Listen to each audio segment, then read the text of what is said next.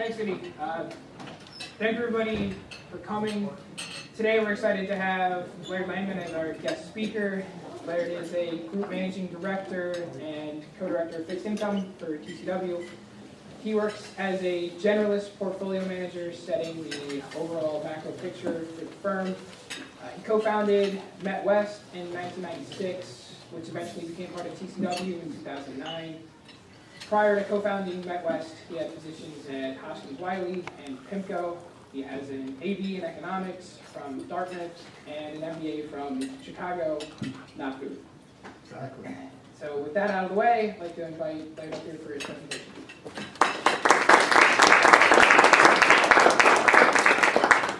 Thanks, Frank. Well, I came expecting 15 people, so I thought we were going to sit around a table and have a nice chat about risk management and behavioral biases and so forth. And then I find out that there's, I guess, 30 of you who are actually interested in talking about fixed income today. So we got to bring some more events to Cleveland, I guess, and get things a little more exciting here.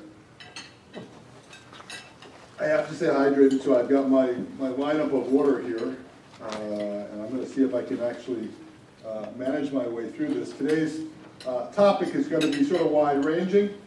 Maybe we'll treat this a little like group therapy. If I'm talking about the wrong subject or I'm offending anyone, you raise your hand and the speaker will then change the subject and move on to another area. If you do feel like asking a question anytime, please feel free just to stop me and ask a question. It's not 15 of you, but it's still a manageable group. And so with that, I think I'll sort of touch on, we usually start this presentation with a video clip, and it's this horrible music video that one of our analysts, I asked him to get something on technology and how fast technology was advancing. And it's all these blurbs about how many Google searches there are, and et cetera, et cetera. And then I found out that the clip was actually from 2008. So I had to delete it because I think we're in 2016 now. And if that was the best they could do, I felt kind of bad about that.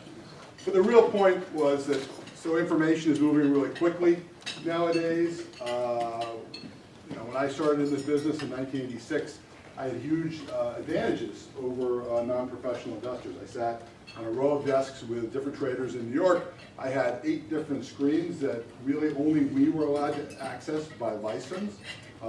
Average investors were not allowed to see any of that information. We had monopolies on different markets, including the treasury market at the time. And all of that has been broken down via either technology or regulation. And because of that, you would think that markets should be becoming more efficient, and maybe active managers should be going the way of the dinosaur. And maybe, given some of the trends in the market and equities, maybe some of that is coming true. And markets are becoming more efficient. But I sort of want to go through and spend a little time talking about information and what its pros and cons could be. Talking about efficient markets, I did go to the University of Chicago before it became this Booth School of Business thing. And so I have to pay homage to some of my old professors and at least pretend to acknowledge efficient markets in the conversation. Some of the topics I'd like to touch on today really are the behavioral aspects of finance and as active managers, what we can do there. Rank was engaging me in conversation before we started about why we as managers even offer open-ended products if the investment decision-making governance at some of our public clients is as poor as it seems to be. Why do we allow people in and out at the worst possible times? And I had to inform them that we can't sell closed-end product to anybody. So we're pretty much stuck with the structure we have. So it's probably best that we try to talk about our problems like in group therapy and try to reach some sort of solution to how we do this other than putting people in prison. Obviously, market structure is changing rather dramatically. It might be a good area for questions as we go through the presentation. And obviously, we continue to have a trend of increasing complexity. And that interacts well with the other 2 areas. That is, how does human cognition deal with the increasing complexity of the structures and the instruments that are in the marketplace, the types of data we have to deal with, and how do the regulators deal with it on a go-forward basis. So I have to sort of go back to the idea of market efficiency in the 21st century. I'm not an expert on this subject, but I did find a clip, and I'm going to see if somehow I can figure out how to launch this clip. I'm not sure we're set up for it. Let me try the computer. Is there a computer? Yeah. There we go. There's a computer But I here. can, But I got some people from Xerox who, they studied this issue of increasing, It won't. I think you have to click here. You get the mouse on Yeah, this, it click on there. keeps going. Oh, okay. Well, we're not going to have video clips today in the presentation, so I apologize for that. But the point is that basically, it's not clear that greater density of information necessarily delivers more clear decision-making processes. I think what Xerox concluded in this is that they do a study of their best employees. They're very tongue-in-cheek, and that after they get the hold of a BlackBerry for the first time, their productivity drops rather dramatically, and they end up trying to drink through water coolers, through the plastic, and forget how to shake hands, etc. So where does that leave us? What I really want to focus on for a lot of the presentation is some of my favorite behavioral biases overall.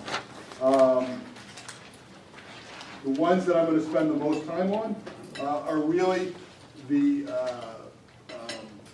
idea of the narrative bias, which is one that if I could proselytize about anything in this business, I'd like to proselytize against the narrative bias. The herding bias, framing biases, and I'm going to try to take you through examples of how these affect what we're doing. And the idea is, given that information is efficient out there, what is the basis for active management? Is it really just a conceit? Because at the end of the day, active managers are basically saying they have better information than their peers in the marketplace. They have better information or better skills on average than the market in general.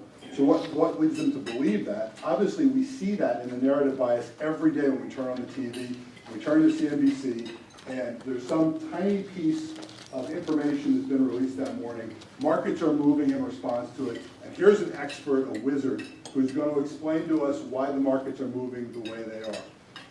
If we think about it rationally, if we go back to our statistics courses, we'll realize that's just absolute nonsense. That 98% of what we see day to day in the marketplace is just that, it's stochastics. It's just random activity in the marketplace. And for anyone to think that they can explain their way through that and have a narrative about it is a huge conceit that's out there. And so if I could ask you to take one thing away from this talk today, is that when you see those individuals, whether it's me, or whether it's Bill Gross, or whether it's someone else, to really take that tongue-in-cheek, that we're basically trying to explain chaos that's out there in the market. It's human nature to want to do that, this narrative bias. Romans used to cut open animals because they didn't understand what was going on in the world, and they felt through and looked at the entrails and tried to explain what was happening based on what the animal looked like inside. This is deeply, this fear of uncertainty, this fear of stochastics is deeply ingrained in people, and we look for people to explain it to us. And I would say that those individuals who pretend to have insight into that day-to-day activity are really, it's a form of demagoguery in my opinion. And instead, we believe active managers should focus on the long term, where maybe you can take that 2% that's not stochastic and you can find something there that you can latch onto.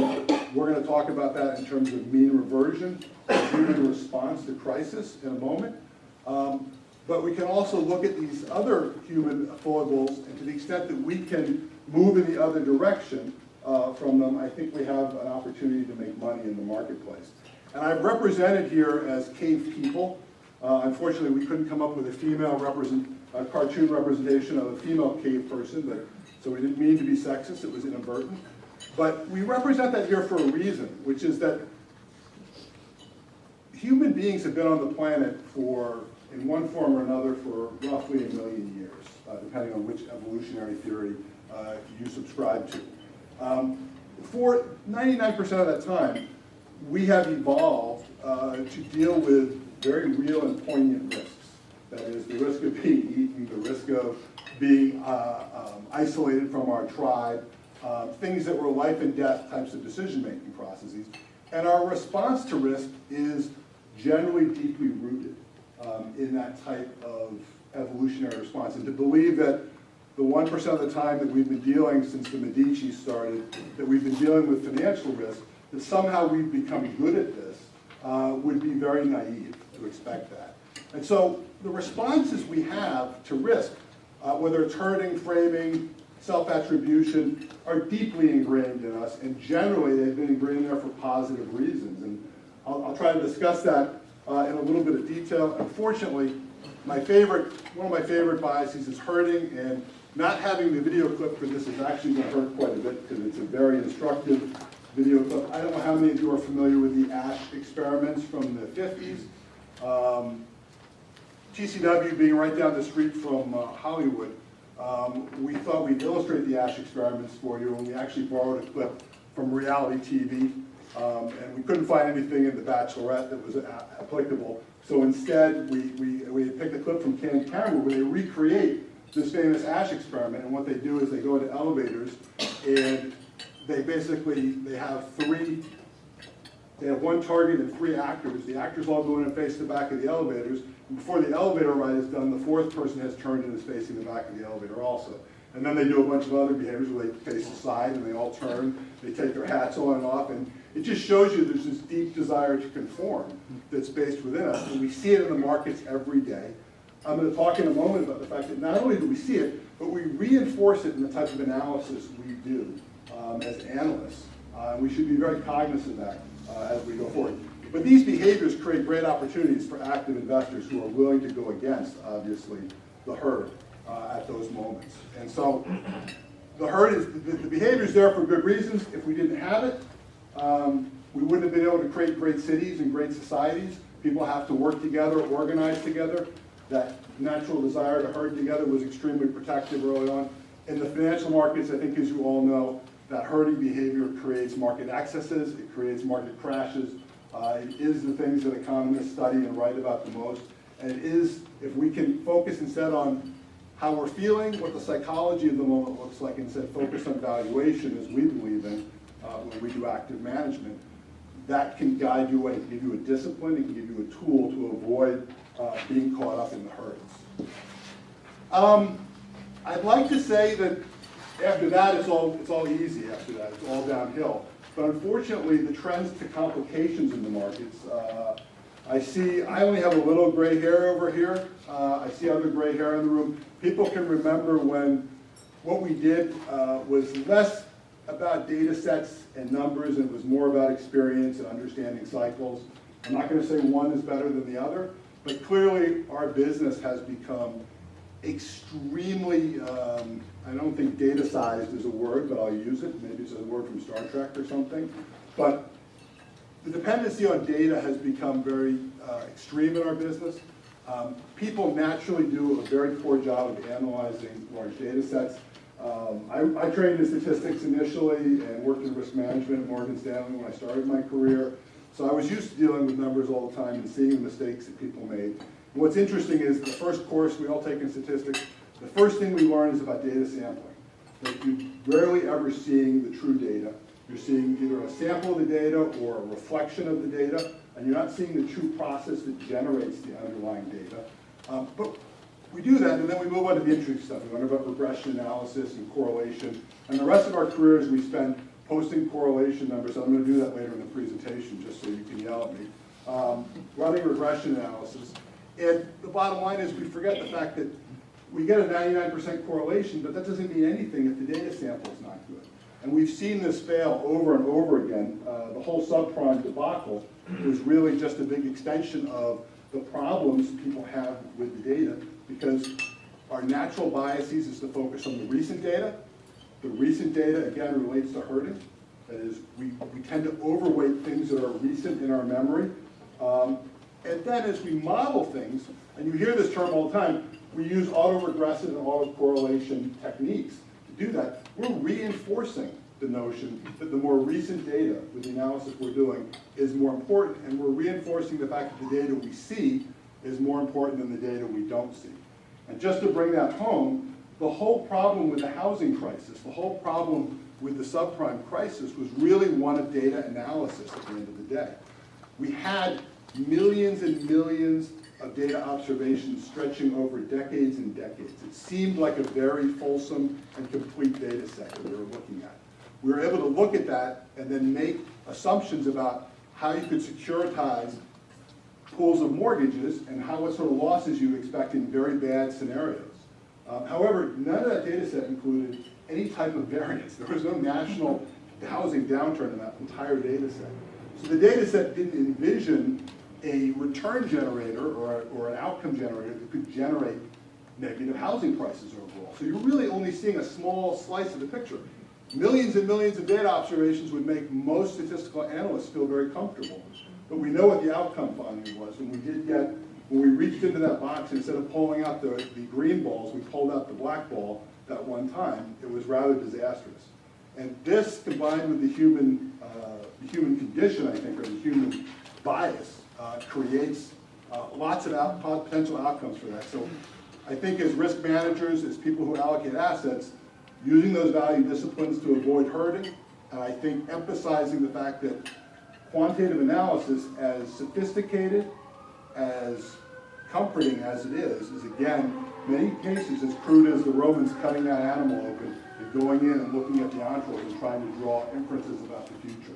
It may be providing us with comfort that in many cases we don't deserve in terms of the degree of uncertainty that actually can still exist in some of our decisions. Self-attribution, again, another bias that I think we all suffer from. This is going to cover my favorite data set. I live and breathe in the Morningstar Intermediate Bond universe, and I have for almost 30 years now. So I like to look at that data set from time to time. One of the things that we observed, and this is interesting because 2 years ago, we published a piece called Easy is Over. And we theorized that the trends in active management were turning negative for fixed income. That it was going to be harder and harder for the next couple of years for fixed income managers to generate substantial alpha, despite the fact that the data set at the time showed that 80% of fixed income managers had outperformed, this is as of 2 years ago, on a 5-year basis. Now today that number has dropped to 44% and it's dropping faster and faster. So when I originally put this page together and I showed everyone getting their trophy, a phenomenon of culture today that Brian and I love to talk about because we have kids. And my professor down here, Professor Fama, was not amused. He's more amused now than he was 2 years ago because he seems to be, in some ways, some of his theories are holding water and being proved correct. But again, this self-attribution bias is dangerous because as of 2 years ago, anyone who picked a manager who was in that 80 percentile thought they had skill, or may have attributed their decision to skill. It may not have been, as I'll point out in a moment. And the managers themselves may have thought or attributed skill to what they were doing. Skill creates, the belief in skill can create overconfidence. Overconfidence leads to financial mistakes. Financial mistakes is something we as a company are extremely worried about. In terms of this, the reason we think it's interesting to look at this is clearly we've never seen a spike in outperformance by active managers like that. And we thought, well, what's going on in our backyard here? Why is everyone outperforming? Why aren't we special anymore? And what we found was that obviously if you just took simple risk variables like corporate bond spreads and you lagged them 5 years and you look back, what you found is that anytime you had a period where risk was very attractively priced at the beginning of that 5-year period, the percent of managers outperforming in that 5-year period tended to be higher. When you started with expensive periods, when systemic risk was priced expensively at the beginning of the 5-year period, the managers tended not to do quite as well. So there clearly was an underlying correlation here, again, taking into caveat all the things I just said about correlation and data analysis. But it does seem to be a reasonably well-explanatory type of data set. And we expect that this trend is going to continue down. And it informs us that, again, these things are mean reverting out there. And again, why do we not jump in with the herd? Because the herd always misses that mean reversion point. But being a value manager, thinking about valuation, you will catch that mean reversion point. And that's the discipline that we've always tried to employ. And again, that correlation, for what it's worth, is around 70% between the spreads on corporate bonds at the beginning of the 5-year period and the percent of managers who outperform over that 5-year period. Another bias is framing bias, and this relates to risk. We often like to make casual observations about risk and return when we're looking at mutual funds, when we're looking at managers, when we're looking at asset classes. I guess what I want to caution against is ever being casual in this business and making casual assumptions, because they tend to be misleading overall. What I've done here is I put the 2 largest active bond funds, again, an area that I'm very attracted to because of my 30 years doing this. One of these funds might be our fund, but what I've done is put them together side by side just to show you, if you looked at their daily total returns and the variance of it, you really might conclude 1 gorilla, 2 gorilla, why do I care? But again, have you framed risk correctly here? When you're thinking about actively managed funds, I always find that breaking investment decisions down to the most parsimonious level leads to the best result. And by parsimony, I mean being as cheap with your thought process as you can. That is, make the simplest decisions in sequential order. When you hire an active fund, an active bond fund, what have you already decided before you made that decision? You've already decided you want to be in bonds. You've already decided you want to be in intermediate bonds. So if I'm going to judge the risk between 2 actively managed intermediate bond funds, what do I care about? I don't care about the risk of bonds anymore. I already made that decision. I don't care about the risk of intermediate bonds. I care about the active risk that those managers are taking. And that's where we can conflate things. And if we just look at the active risk between the 2 bond funds here, what you see is the daily alpha, that is, subtracting out the benchmark that you could have bought for nothing and put in your portfolio as a passive entity. We can come up with the tracking error for those funds, and we can look and see that the distribution of daily alpha over 1 year is extremely different. And we can see that the 1-year annualized tracking error, that is the standard deviation of that difference, is extremely different between the 2 funds. One fund is taking a lot more active risk to get its return than the other fund is. I think as Americans, we're brought up with the idea that we like risk-taking, that it's a good thing. When we talk about our equity managers, we want someone with conviction. We want someone who, we went through this period with the Janus 20 funds, where we want people who, put their money where their mouth is, so to speak. They put their analysis down. But we have to remember 2 things. One is that the only free lunch in the financial markets that we know for sure is diversification. It's the only one that's really ever been proven out. So we still want diversification. And number 2 is bonds are different than equities. If 3 or 4 of us had gotten together in this room 25 years ago and we decided to open the triple beta equity fund, we'd be retired, we'd be fabulously wealthy, and by taking equity premium risk, we would have done extremely well for our clients. We would have had high beta and high risk, but that would have paid off, taking that level of risk. There is no evidence that taking systemic risk in bonds necessarily produces that type of return profile. Bond systemic risk tends to be like going to the blackjack tables. It tends to be a random walk with a mean reversion with a little bit of a 50-50 payoff. So we don't necessarily advocate taking great deals of systemic risk in a bond fund.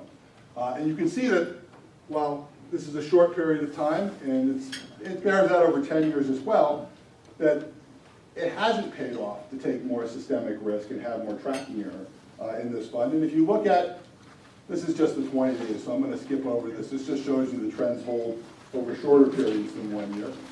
But if you look at the payout to taking more tracking error in terms of alpha for either of the 2 funds, there's not really a compelling argument that perhaps the fund I manage has done great when we've taken big tracking error bets.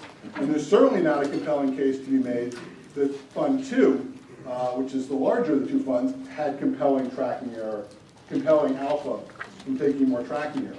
In fact, that relationship is actually kind of an upside-down U-shape. You get very little alpha, it turns out, looking at the universe, if you're taking less than 100 basis points of tracking error. Funds that take 100 to 200, maybe 250, tend to do pretty well in that space. And bigger tracking error bets, the big bets, tend to be, at best, a coin toss. At worst, they actually, as you can see from the line, again, if you believe in correlation, they actually tend to pull your returns down somewhat.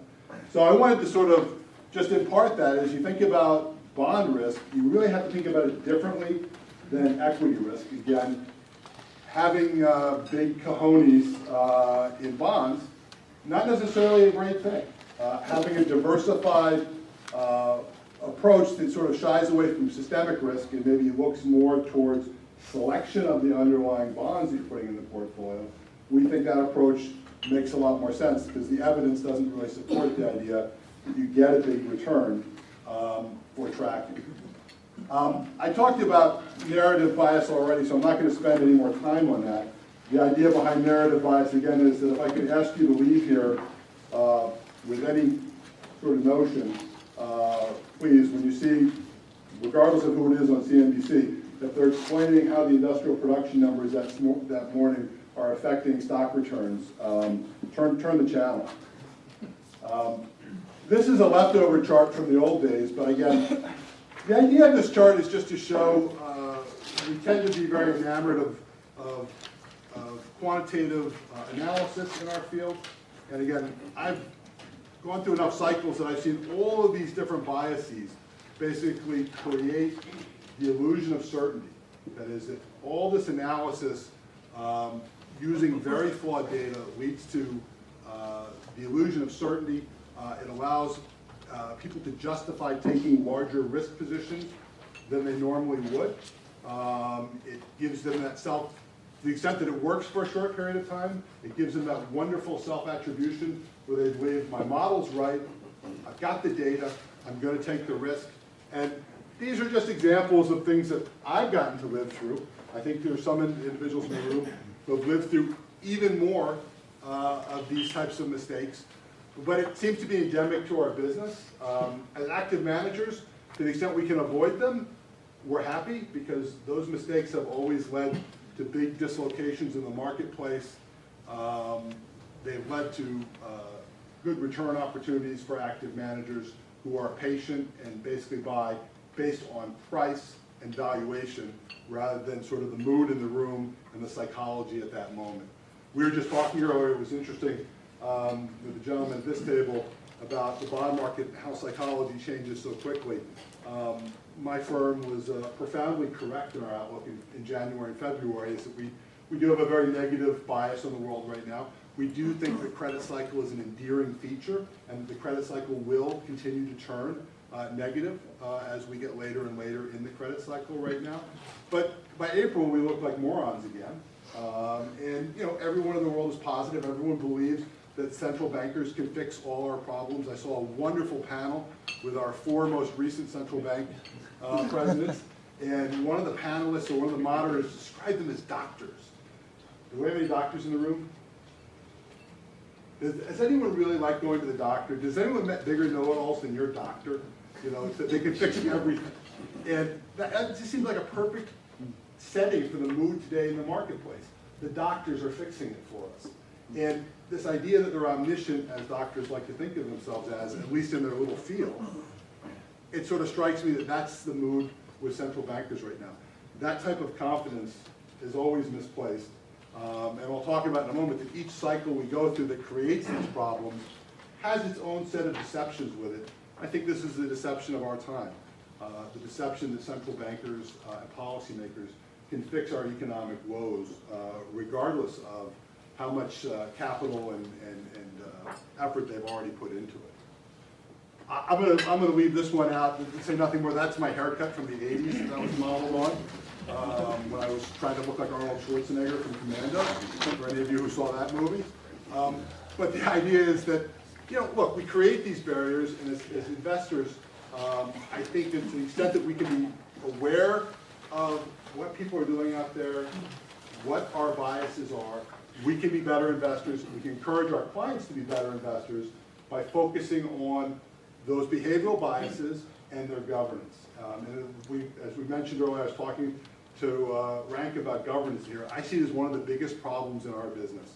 Whether it's an individual client managing their own pension fund, pension portfolio, whether it's a government entity. I lived through the Pension Benefit Guaranty Corporation. In 1990, I began putting, with PIMCO, a plan in place for them to do long-duration asset liability management. They were fundamentally a pension fund. Everyone signed off on this. Their board signed off on it. It was let's go. And 5 years later, interest rates had backed up a little bit. You know, the portfolio was down a little bit, but it's beating the liabilities. It was doing what it was supposed to do, but they were watching the stock market go up. And boy, was that exciting and interesting.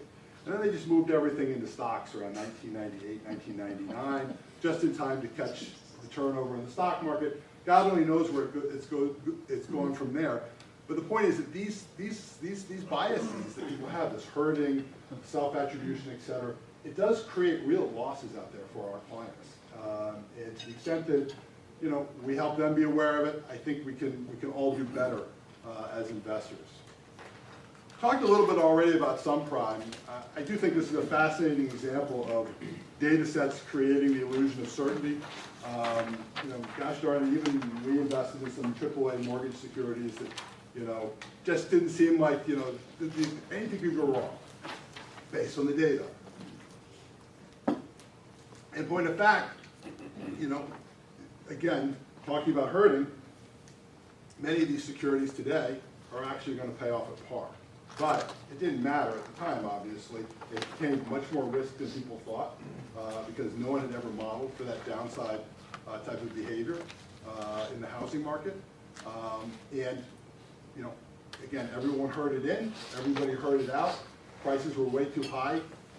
In 2006, prices of these securities was way too high for the risk level that they had. In late 2008, early 2009, prices were way too low. And as a value manager, this is what we live for. It doesn't feel good, and I'll talk about that in a moment, but if you can be antisocial and you're dealing with risk in the financial markets, be social in the rest of your life, be antisocial as it relates to dealing with risk in the financial markets. And this is sort of gets into sort of where we fail as individuals in dealing with it, with quantitative modeling again. Quantitative modeling is generally built in basically all of the worst attributes of our behavioral bias. It doesn't mean that there aren't people on the forefront, or the back front, or wherever they are, figuring out how to get this out of the models. I'm sure there are people working on this right now doing an excellent job, so I don't mean to indict a whole class of analysts. And since I was part of that class, I'll take a little liberty. But the idea is that most of our models are based on the idea that risk rises when prices are more volatile. That fundamental assumption basically means that if risk is rising and we want to keep our risk constant, the models are telling us to sell when risk is high, or the model senses risk are high, and it tells us to buy when the model sees volatility is low. It's exactly the opposite of what a good value investor should be doing. And that's ingrained in those models. I got an early lesson in this in 1987, 86 really, when I was working at Morgan Stanley. I was helping a very famous gentleman, quantitative analyst Richard Bookstaver, work on a new product called portfolio insurance. We raised about $20 billion, which back then, in 1986, that was a lot of money to have under management, from largely Japanese investors.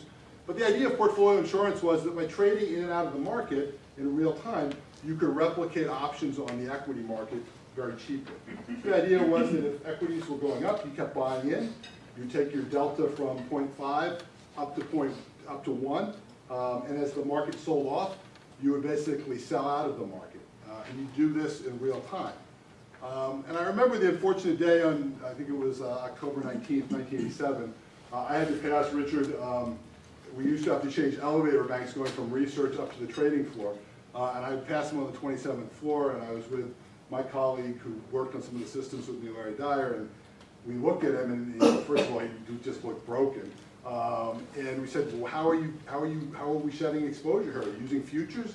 And he gave us something. He says, you know, the futures are too expensive right now relative to the cash, so I can't bring myself to sell the futures. And Larry and I got in the elevator together, we looked at each other like, ooh, there's $20 billion gone. But that was basically the idea. It was momentum investing, institutionalized through a quantitative model that made it look very, very safe. It turned out that it was very, very safe 95% of the time. Just, you know, if you had a big market move like that, you lost your money.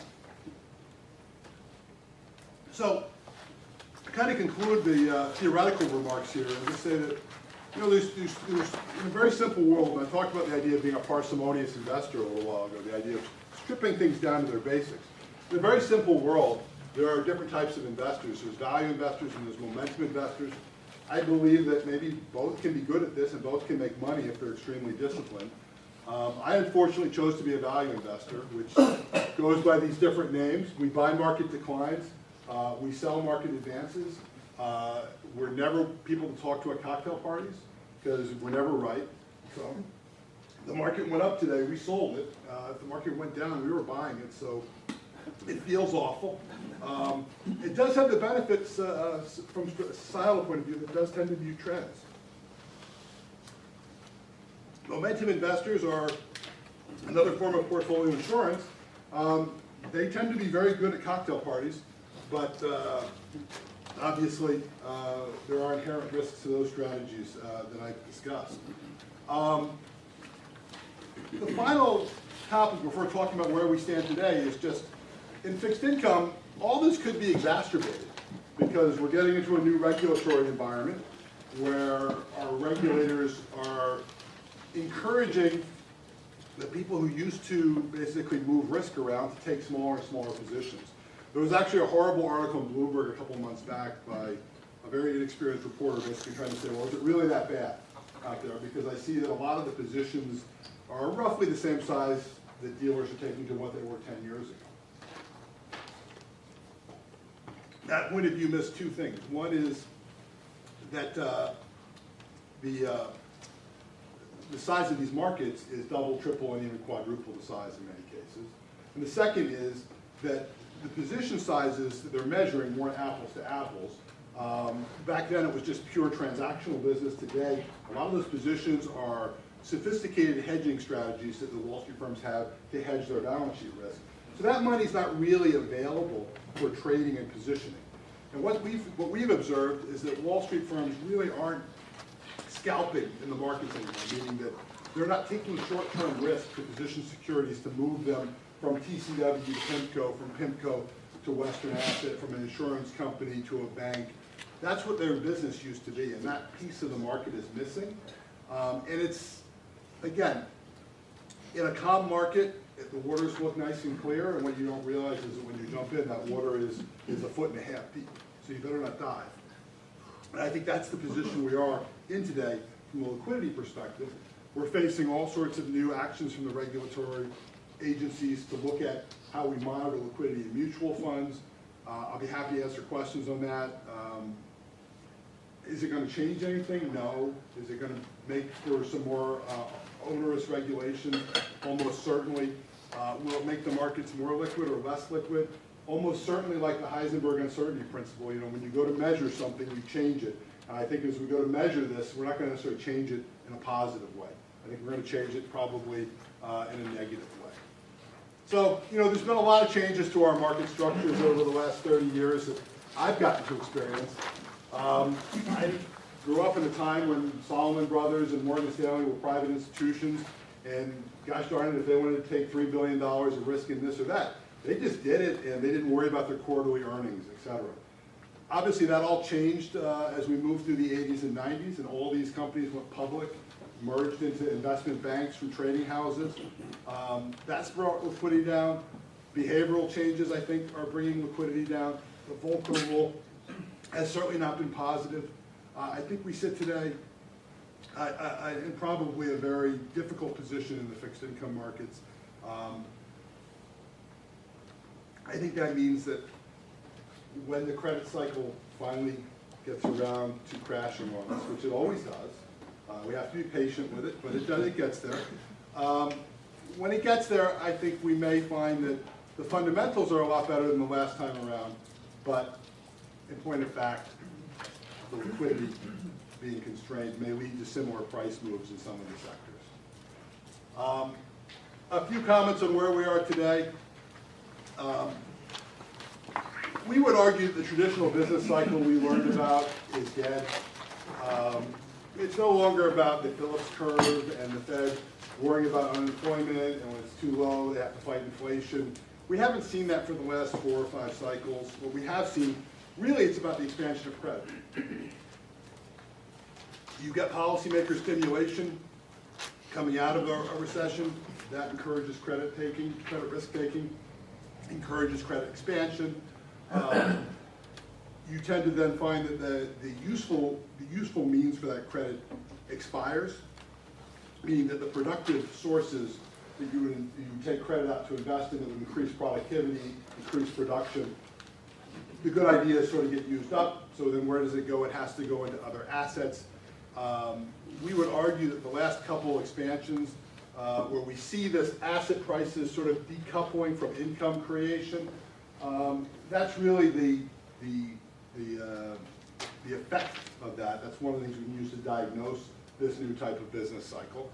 And each of these cycles has a story to it, and each story I think has a little bit of deceit within the story. And I think that we had the dot-com bubble, and the deceit there was, you guys are all morons. You don't understand tech stocks. So it's clicks and this. It's not about earnings. And only once that half-truth is exposed by some event do we see the market basically reprice, the credit cycle end. We know what the middle cycle was about. It was about housing, and that was the deceit there. It was that you can basically slice and dice up housing debt any way you want, and since housing never goes down, really you're just creating value out there. And it doesn't matter how much leverage you put on that. It'll always be money good. And again, it took a big change in the economic environment to expose that, but when it did, we obviously had a nasty downturn, which was complicated by the fact that banks are heavily involved in the housing market. The most recent one we've labeled the emerging markets commodity bubble. I don't think that's maybe the name for the bubble. It's not the name for the half-truth. The half-truth is about the central bankers again. It's about the notion that we can manage our way through this. We always have tools and stimulation to move us through. We would argue that this is actually, this lie will get exposed fairly soon because we really are running out of ideas from a central banking standpoint. And there are always extremes you can take things to and lose your credibility. But we would argue that when your best ideas are banning the $100 bill and going to negative interest rates, you're out of ideas. And we're going to reach a point here where eventually this will be exposed, that the Fed won't be able to control the market's action. Now, obviously, April would tell us differently. I'm wrong right now, and I'm happy to admit that I'm wrong right now. But I think that we will see that with interest rates fundamentally at zero, with European rates, European economies not necessarily in good shape, with the British exit potentially looming on the horizon, with the types of commodity surpluses we're hearing about and being documented from China, with the problems with Brazil. This is the best we can do right now with weakening the dollar as much as we have, with the Fed being as dovish as they've been. This is probably the best they can do. So obviously, that's our thought on where we are today. It's much easier for us to label the previous deceits in the previous cycles because they're in the past. But that's our future prediction there. And again, we're big believers that we mean revert. And we mean revert for behavioral reasons, not because it's a neat statistical phenomenon. We mean revert because policymakers in populous societies are encouraged or incented to take action when financial markets get bad enough that it affects real economic activity. They take action, it results in booms and expansions of credit, and eventually those expansions eat themselves is the way I would describe it, and we get right back to where we started from again. So, from a credit perspective, we see this all the time, and I just wanted to tie together quickly the themes of mean reversion and behavior with, anyone who took Psychology 101 had Maslow's hierarchy of needs. We created for our team the Maslow's hierarchy of credit trading, and it basically describes how people approach credit from a crisis, from the nadir of a crisis all the way to the peak, the zenith of a credit cycle. Today we'd say we were here, but if I was paid based on everyone in 2008 who told me they didn't care about return, they just wanted to get their money back, they weren't interested in investing at 1,500 over in high yield or 600 over in investment grade, I could have retired right then, And obviously, again, self-attribution. As they see things begin to work, they believe it, it's tangible. You crawl up this until you get to this point where we may find ourselves today where people start talking about, you know, I can flip issues, I can do this.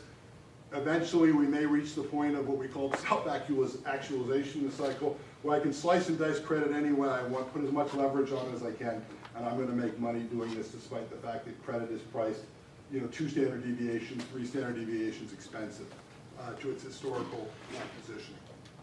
So, you know, our conclusions are much better served, and again, the video clips are much better than I am, so I apologize that they didn't work today, but I think that our last clip was a British gentleman in the gym, and his parent wife calls him up on a cell phone and starts asking him to buy a new house, a new car, a fur coat at the mall, and he's agreeing to it all, telling her how much he loves her. And he puts the phone down at the end, he looks around the locker room and he goes, does anyone know whose phone this is? The point being, financial risk will materialize. I can't tell you where it's going to come from, but risk comes from all sorts of places that we never expect. And so I think with where things are priced today, how late we are in the cycle, we would caution being somewhat careful as we move forward. And I think, have I used up my time? Good, you got time for questions? I got time for questions? I'd be happy to take questions. We got one over here already. So a few slides back, you referenced the illusion of liquidity and ETFs. Could you talk a little bit about your views on ETFs and what it means to market liquidity and why it's an ETF? I think that that's probably too broad a generalization. There are certainly very valid uses for the ETF structure, particularly in the equity markets. I don't think that putting an exchange-traded instrument in another exchange-traded instrument creates any illusion of liquidity. When you put a over-the-counter traded instrument in an exchange-traded instrument, the potentiality exists that you've created an illusion of liquidity in doing this. Now, if you're putting treasury securities in there, I don't think it's much of an illusion. If you're putting high-yield bonds in there, I think that you're basically offering daily liquidity in products, as we found out with the Third Avenue funds, don't necessarily have daily liquidity, even in a market that, you know, we would describe as relatively orderly. There's still, you can still, if you work hard, you can find high yield bonds that aren't liquid, even in reasonably liquid markets. And so that's where I think that comes from. And I also think that the illusion of liquidity is compounded when our policymakers are trying to artificially create liquidity in the marketplaces. I think that compounds some of those issues. It makes it seem better than it really will be.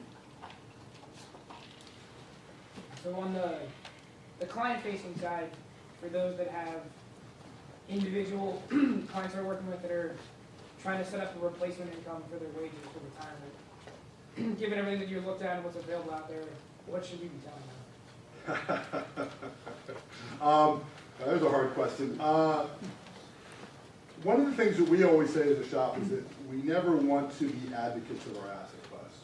We're active managers, and at the end of the day, our clients will come back to us if we give good advice and we beat the benchmarks that they could buy more cheaply than they could buy us in a meaningful fashion with a reasonable risk. So we never tell people, like, now's the time to buy fixed income, and I certainly don't think I've made much of a case today for pouring your money into the fixed income markets. But I do think that we're 8 years in, credit cycles, you know, beanstalks don't grow to the moon, and credit cycles don't go on forever. And we're clearly getting the signs that this credit cycle is getting weak. So I think that I would advocate right now in fixed income that clients stay fairly liquid and ready to deploy assets into more risk-focused assets like high yield, investment-grade corporates, maybe some of the commercial mortgage-backed securities down the road when they become cheap. But they're certainly not cheap as we stand here today versus where we are in the credit cycle. I do think that, you know, for long-term disciplined investors, all of these asset classes can play a valuable role in providing the type of income you're talking about. I would speak about munis, but I wouldn't do so knowledgeably, so I will spare the audience on that. But I'm quite certain that for a lot of your clients who are individuals, munis will play a valuable role. And again, as a valuation investor, we would just stress buy them when they're cheap, buy them when everyone's talking about the problems, and sell them or reduce your exposure, not sell, reduce your exposure gradually when they seem to be expensive and everyone in the world wants to get into them. So I don't think I adequately answered your question, but I think I danced around it enough that some people will be convinced I answered your question. Sir? You didn't talk about the role of fraud in the markets, especially during the credit crisis, and the incredible behavior of Moody's and S&P in marking securities as AAA, and the ideas that we've all come accustomed to about diversification and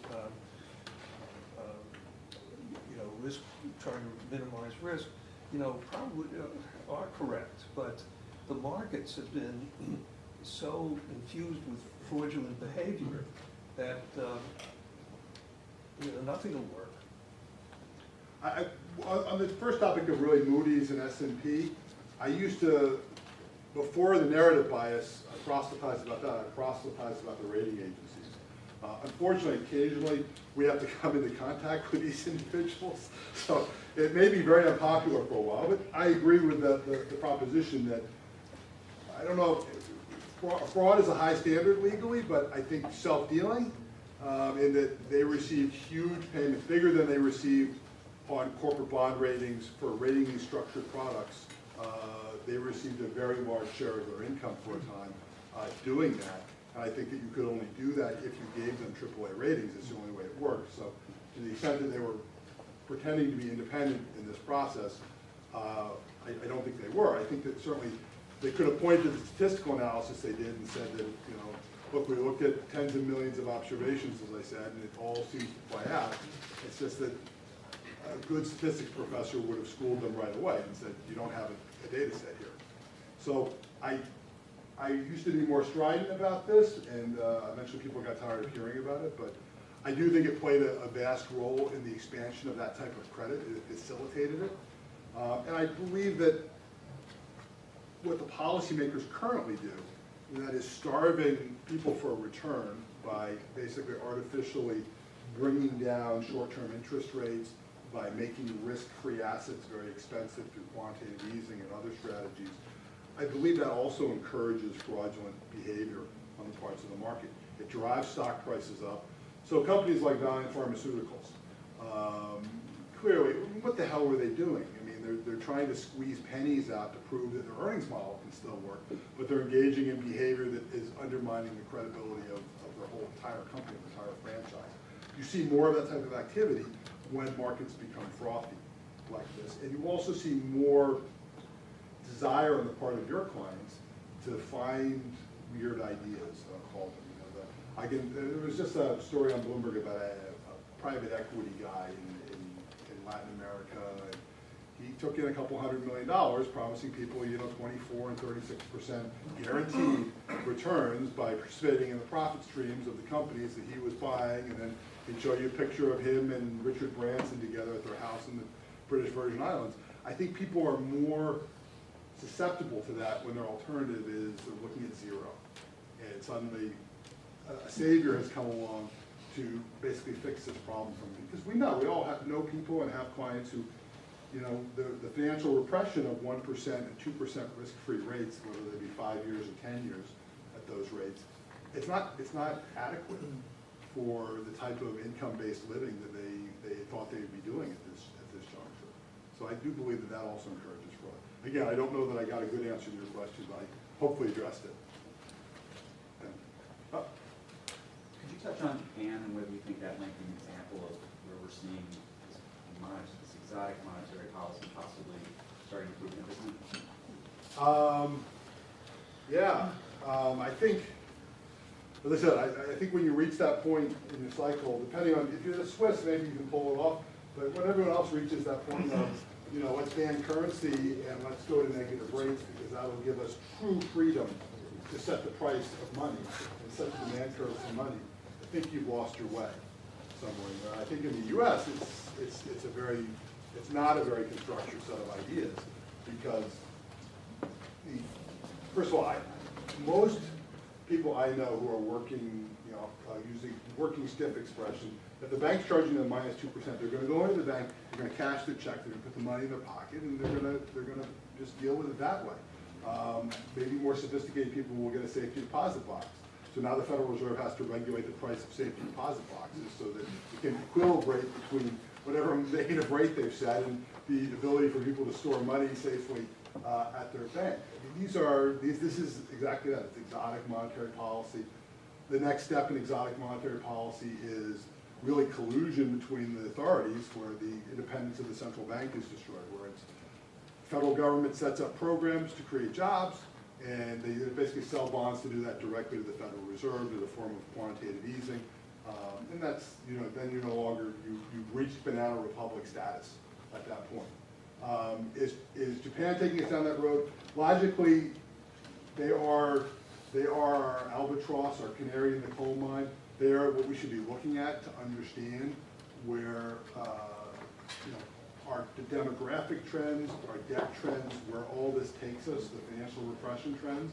And it should be a warning sign to us to, I think, at some point, let free markets express what they have to express, deal with it. Companies have to go bankrupt. Rates have to be allowed to move higher. And when you do that, you can actually begin to basically have a dynamic economy again. But Japan's slightly different only because they're such an insular society. They can issue as much debt as they want to their own people until they get to the point where either their population ages to the point where they have to start selling that debt to fund their retirement, and that's going to be a problem for them. When we look at your allocation of your flagship fund outside of governments and investment grade, highest allocation is to asset-backed securities. Can you comment on that ABS and CLO space at all? What the teams use that? Sure. First of all, not an asset allocation that worked out particularly well in 2015. About 5% of that allocation, 5% nominal. So if it's a 7% or 8% allocation, 5% nominal was in U.S. government guaranteed student loans. Again, the rating agencies have tried to understand that space and are threatening to downgrade it, potentially to get a lucrative fee stream from re-remiking it, re-securitizing those securities to make up for a structural problem in the securitization. We've had two outside law firms, nationally recognized law firms, look into the government guarantee for us. Obviously, we did it first on our own with our own legal team. But we felt that, when they came under price pressure, if you're a value investor, you dig in, you do more research, you make sure you're comfortable with your thesis, and then you proceed. If you're not, you sell. We were incredibly comfortable. You're getting 150 over in that space for government guaranteed cash flows. Liquidity is not anywhere near what it is, obviously, in treasuries or agency mortgages, but we think we're being paid for it. So that's their CLOs. We had about 2% CLOs, AAA last year in the fund. CLOs obviously is the one structure that survived very well the 2008-2009 downturn. Just the AAA portion, by the way. There were plenty of BBB investors who lost their shirts and more in that. But our feeling is that with the needs of liquidity, we've reduced that position. And I'm happy to say we were able to sell about $1 billion notional of CLO, AAA CLOs, right about where we bought them, about 150 over treasuries. So surprisingly good liquidity in that marketplace. So we're not holding much in that space right now. Our belief would be for those who have investors who are interested in this space, you can buy the AAAs. And if you have good governance, meaning that you're not going to sell them under any circumstance. I don't care if I tell you the price is 2. You buy it at par today and it's 2 tomorrow. You're going to hold until it matures. You're going to probably get your 150 over LIBOR for those securities, and they will be, if you think of risk as risk of true loss, it's very low. If you think of risk as price volatility could be quite high in that sector on a go-forward basis. Any other questions? One more? You mentioned that monetary policy hasn't really led to real economic growth and income growth. Do you think eventually the Fed is going to start giving people money? I would just make one small correction on that, which is, I don't know whether it's led to real economic growth, because I'm enough of a statistician to know we can't observe that. I know that if you look at growth, where it's been since the Fed has started their extraordinary actions, it certainly hasn't gone higher. Whether it would have gone a lot lower in the absence of those is impossible to say. That's what we call an alternative reality. So we don't have any data around it. But I do think that what I talked about a moment ago was this idea of the government creating projects that create jobs in theory, and getting the Fed to fund them for it, basically selling bonds directly to the Fed. That is helicopter money at that point. That is just giving people money at that point.